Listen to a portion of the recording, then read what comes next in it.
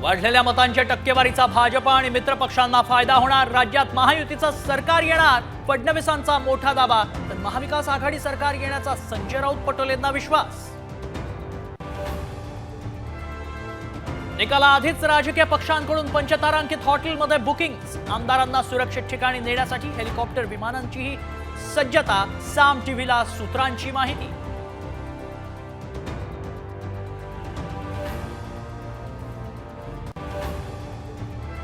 अदानींना अटक करा, 2000 कोटींचा घोटाळा करूनही अदानी मोकाट। राहुल गांधींचा हल्लाबोल। राहुल गांधींनी आरोप करण्यापेक्षा चौकशी करावी, भाजपचा पलटवार।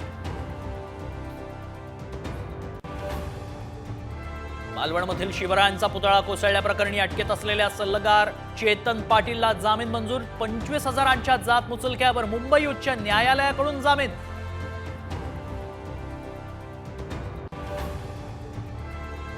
दहावी बारावीच्या परीक्षांचं वेळापत्रक जाहीर। 10वीची 21 फेब्रुवारी ते 17 मार्च दरम्यान, तर 12वीची परीक्षा 11 फेब्रुवारी ते 18 मार्च दरम्यान पार पडणार।